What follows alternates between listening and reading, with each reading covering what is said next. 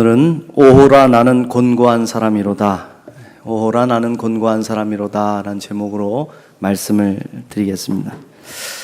여러분, 우리 기독교 역사에서 태어나지 않았으면 좋을 뻔한 사람이 있습니다. 바로 가룟 유다입니다. 가룟 유다는 예수님을 팔아넘긴 배신자입니다. 얼마 되지도 않는 돈, 은 30냥에 예수를 팔았습니다. 오늘날 가치로 환산하면 정확하진 않지만 은 한 90돈 정도 된다고 하는데 한 3, 40만 원 정도 되는 작은 가치를 갖고 있어요. 아무리 궁해도 자신의 스승을 그렇게 40만 원에 팔아넘긴다는 게 참으로 안타까운 모습입니다. 근데 유다는 이 일을 행했습니다. 여러분, 유다가 이 일을 행하며 전혀 갈등이 없었을까요? 아닙니다. 그의 마음속에서는 수십 번도 더 이 일을 할까 말까 고민을 했을 것입니다. 그러나 대제사장들과 그의 부하들에게 예수를 팔겠다고 결단하고 그들이 주는 돈을 손에 받아 들었을 때 그는 건널 수 없는 다리를 건너고 마는 것이죠. 사탄의 노예가 되어 예수를 팔아넘기고 인류의 가장 비극적인 악인으로 전락하고 만 것입니다. 예수님이 잡혀가시고 십자가에 달려 돌아가신 후에도 가룟 유다는 끊임없이 죄책감에 시달렸습니다. 자신이 받은 돈을 가지고 다시 대제사장을 찾아가서 돌려주겠다고 했죠. 그러나 이미 늦었습니다. 외면당한 가룟 유다는 죄책감을 이기지를 못하고 결국 스스로 목을 매어 자살을 하고 맙니다. 우리에게도 이런 모습이 있습니다. 정말 내 마음은 그렇지 않은데 행위는 정반대로 하는 것이죠. 후회하지만 이미 엎질러진 물이 되어버린 그 어리석음이 우리 속에도 있다는 것입니다. 마음은 원이로되 육신이 연약해서 범죄하고 실수를 저지르는 모습이 오늘 우리가 살아가고 있는, 가지고 있는 이중적인 모습입니다.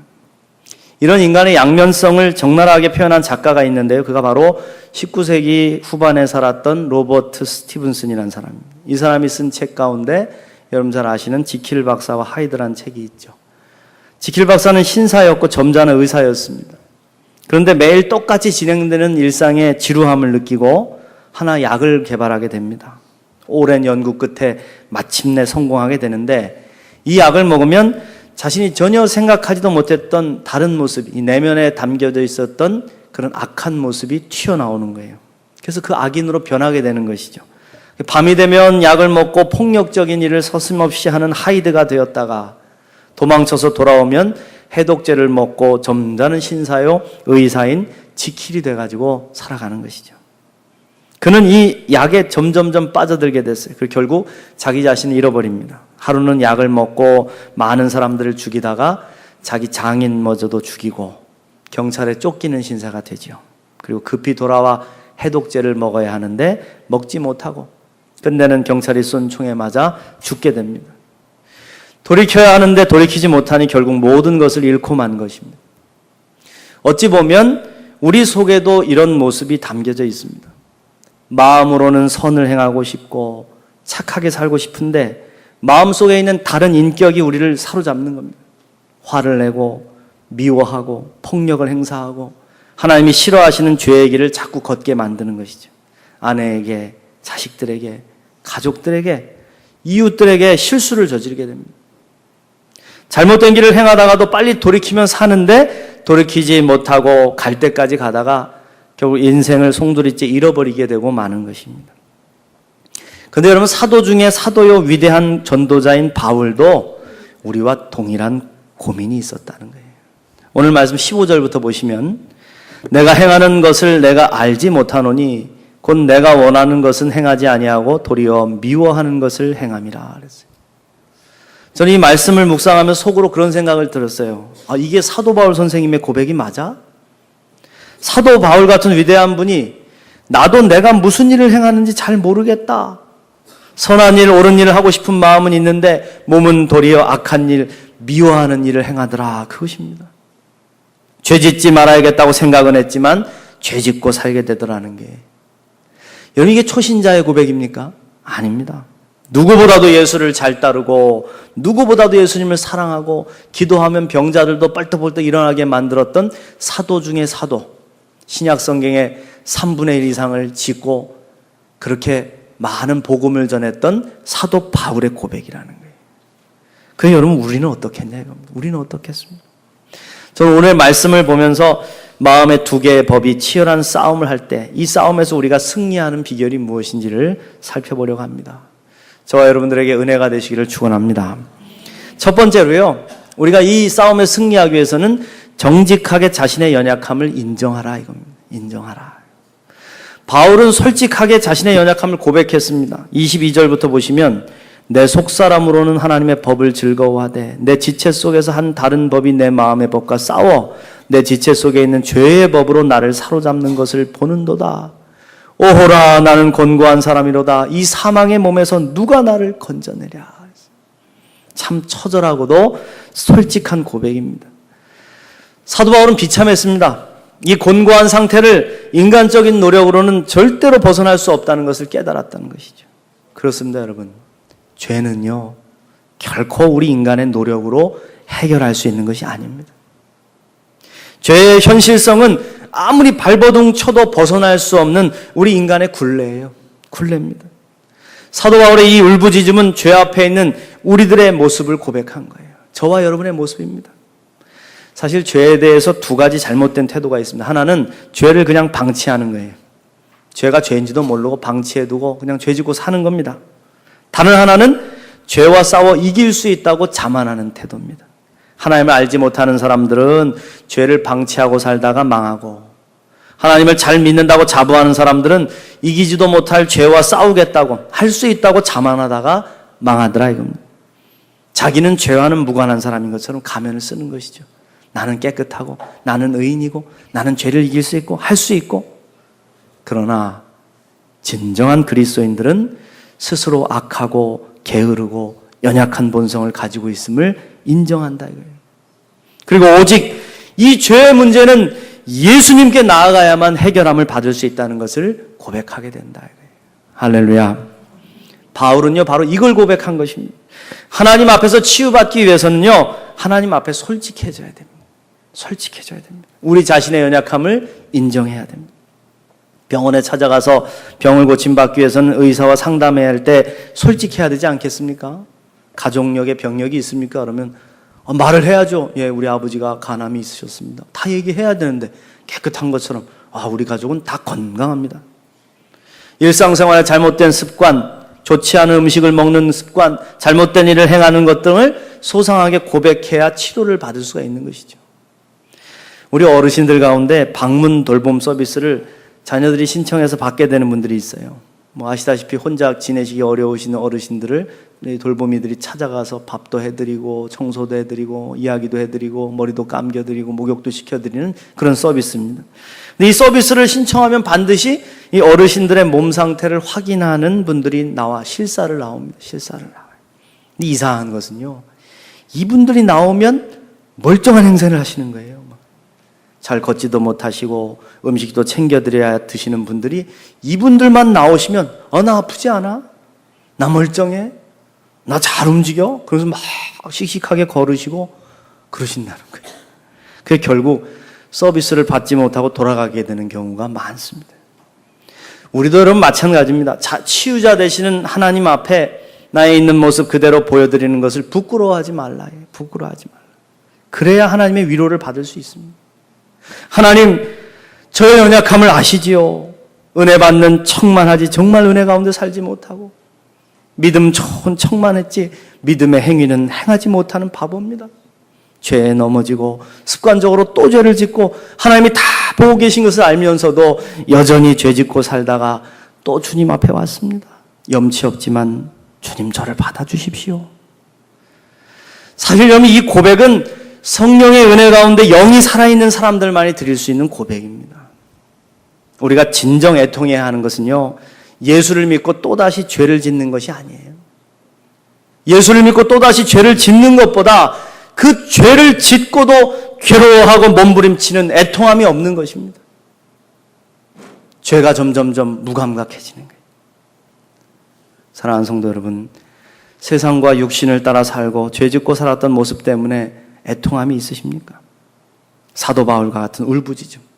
오호라 나는 곤고한 사람이로다. 누가 사망의 몸에서 나를 건져줄까? 이 고백이 우리 속에 살아있으시기를 주님의 이름으로 축원합니다. 두 번째로 믿음의 생명력을 강화해야 됩니다.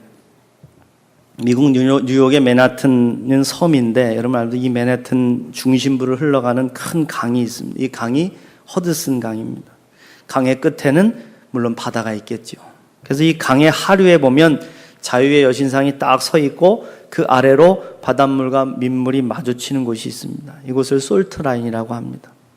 지금은 이제 뭐 상수도도 정비되고 그래가지고 큰 문제는 없지만 이 솔트라인이 예전에 24시간 쉬지 않고 밀리는 싸움을 했대. 내륙에 비가 많이 내려가지고 물이 많아지면 바닷물을 밀고 민물이 내려가는 겁니다. 그러면 수돗물 맛이 좋아지고 반대로 비가 줄어들어가지고 물이 줄어들면 바닷물이 밀고 들어온대요. 그럼 바닷물이 많아지면 수돗물 맛이 찝찝하고 이상하게 변했다는 거예요. 그래서 대부분 주민들이 오히려 강물이 넘쳐나는 날, 비가 많이 오는 날을 더 좋아했다는 것입니다. 강물이 힘을 얻어서 바닷물을 밀고 내려가야지만 싱싱한 물을 마실 수 있기 때문이죠. 이 솔트라인의 싸움이 우리에게도 계속되고 있어요. 이 싸움, 밀고 밀리는 싸움. 이 싸움이 바로 내가 원하는 것과 원하지 않는 것의 싸움입니다. 이 순간에도 우리 속에서 계속 영적 싸움이 일어납니다. 여러분, 여러분의 힘으로 이걸 이길 수 있습니까? 내 힘으로 할 수 있습니까? 할 수 없다 이거예요. 오직 하나님이 나와 함께 하셔야 한다. 아버지가 힘을 주셔야 합니다. 이것이 믿음의 생명력이에요. 믿음의 생명력. 믿음의 생명력이 있는 사람은 죄가 침투해 들어오면 갈등합니다. 내가 지금 갈등한다는 것은요, 우리의 믿음이 살아있다는 증거예요. 반면에 죄가 들어왔는데도 아무런 갈등이 일어나지 않는다면 죽은 믿음입니다. 죽은 믿음. 우리의 몸은 병균이나 바이러스가 침투하면 반응을 해요. 살아있기 때문입니다. 몸의 병균을 없애기 위해서 백혈구들이 움직이고 싸우죠. 그래서 열도 나고 아프고 고름도 나고 그러는 겁니다. 이런 갈등이 있다는 것은 내 몸이 살아있다는 증거인 것입니다. 예수님을 믿지 않는 사람들은 범죄하고 나서도 갈등하지 않습니다. 죄가 몸에 들어와도 전혀 반응하지 않아요. 왜냐하면 죄인이기 때문에. 불신자는 결코 하나님의 말씀에 순종하지 않은 것 때문에 갈등하지 않습니다. 아무 상관이 없잖아요.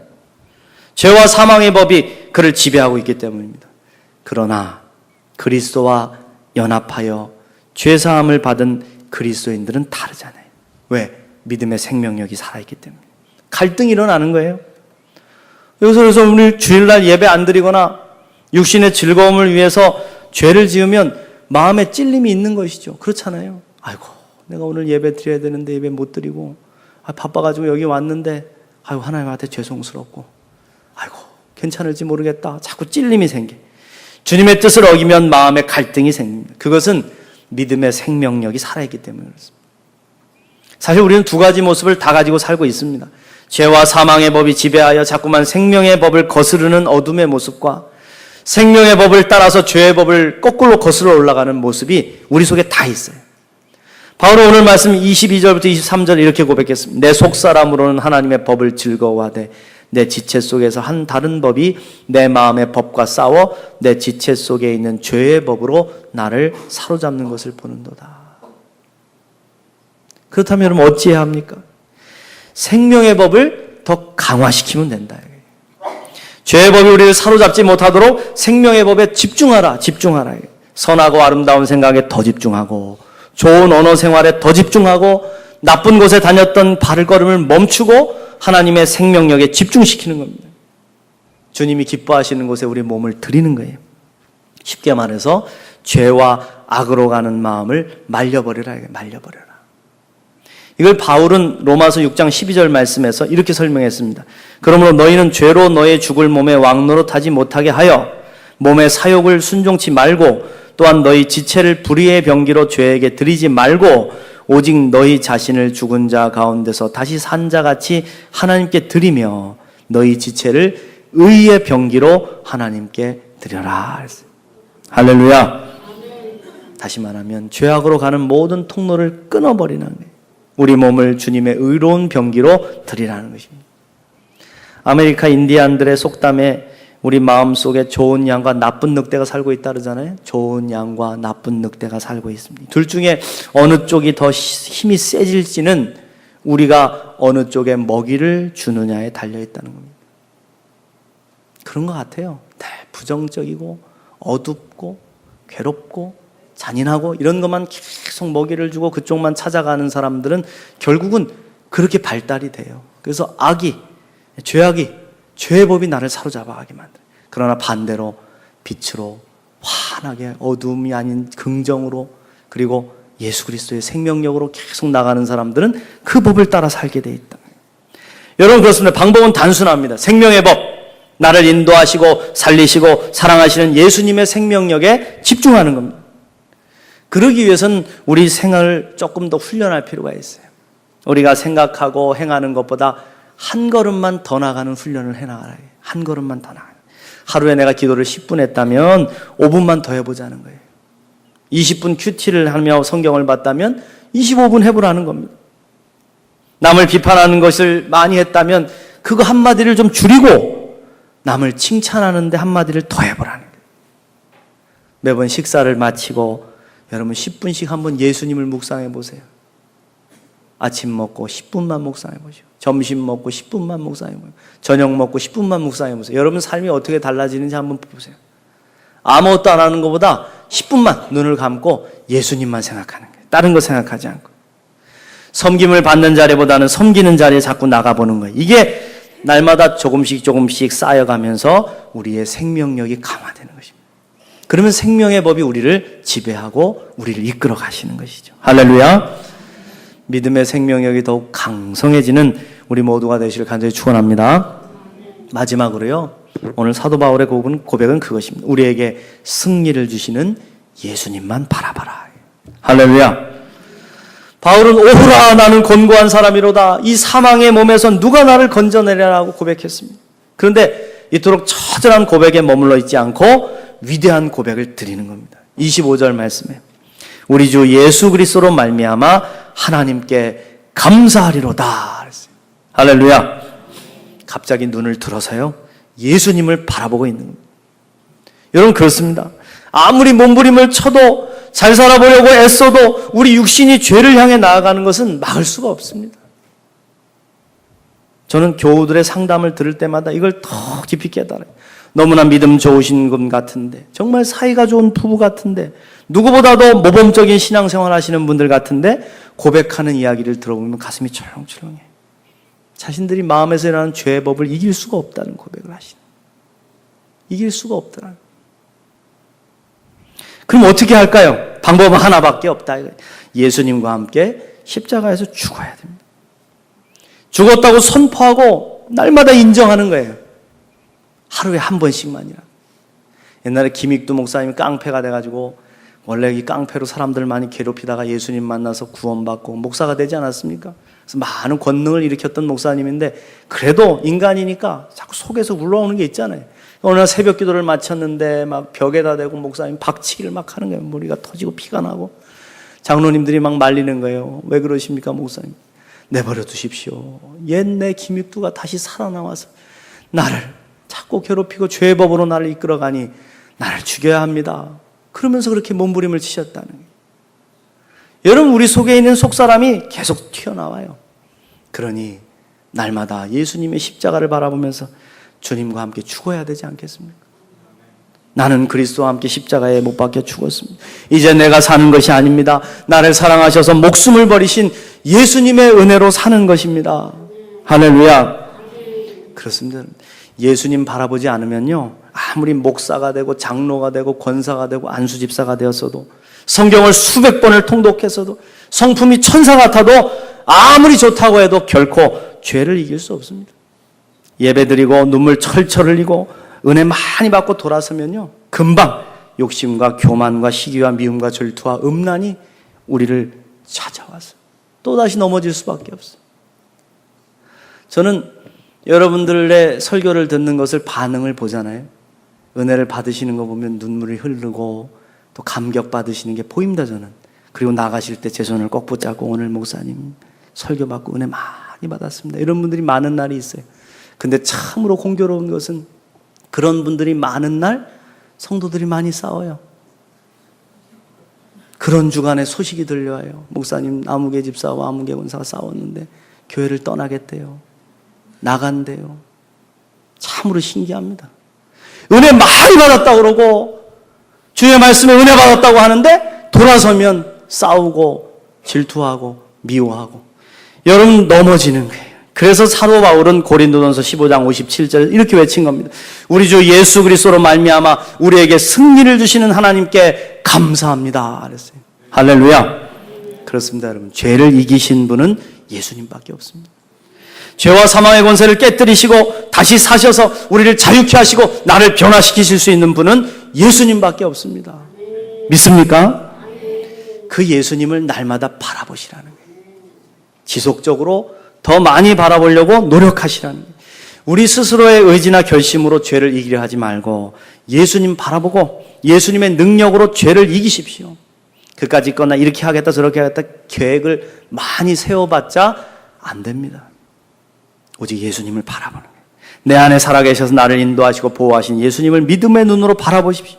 예수님을 바라볼 수 있는 통로를 여러분의 삶의 자리에 많이 만들어 두시라는 거예요. 잠시라도 그걸 바라보거나 붙잡고 묵상할 수 있도록 집안 구석구석에 자동차에 가방에 지갑 안에 만들어 두시라는 거예요. 만들어 두시라는 거예요. 어떤 집사님이 핸드폰을 보니까 얼마나 핸드폰이 거룩하고 은혜스러운지 나보다도 더 은혜스러워요. 핸드폰 배경화면을 예수님 모습으로 가득 채워놨어요. 그리고 핸드폰 케이스에도 말씀이 다 담겨져 있고 십자가 다 그려져 있고 그걸 케이스를 딱 덮었어요. 아유 제가 보고 참 훌륭하시군요. 큰 믿음을 가지셨습니다. 그랬더니 그렇게 고백하시는 거예요. 목사님 이렇게 해서 들고 다녀야 제가 다른 마음을 품지 않고 최소한 이것 들고 들어가기 부끄러운 곳에 가지 않을 거 아니겠습니까? 이거 쳐다보고 있으면 아이고 내가 이거 들고 어떻게 들어가나. 음란한 생각이 일어나면요 컴퓨터 화면에 붙이시라는 거예요. 예수님이 함께 보고 계신다. 예수님 함께 보고 계신다. 아니면 컴퓨터 책상 뒤편 있잖아요. 애들 컴퓨터 책상 뒤편에다가 예수님 사진을 하나 붙여주십시오. 딱 쳐다보고 있는 근엄한 예수님도 좋고 아니면 활짝 웃고 있는 예수님도 좋고 이 뒤통수가 찔려가지고 죄짓기 힘들 겁니다. 여러분 우리가 예수님을 구세주로 믿는다면 예수님만이 우리의 삶을 구원하시고 내 죄를 이기게 하실 수 있음을 믿는 것입니다. 아멘. 예수님만이 나를 변화시킬 수 있다 이겁니다. 믿습니까? 그러니 우리 오늘부터 훈련하는 거예요. 훈련합시다. 더 많이 예수님을 묵상하고 더 많이 예수님 바라보고 더 많이 예수님을 생각하며 살아가는 그리하여서 이 곤고한 몸으로부터 구원받은 하나님의 참 자녀로 거듭나는 저와 여러분이 되시기를 간절히 축원합니다.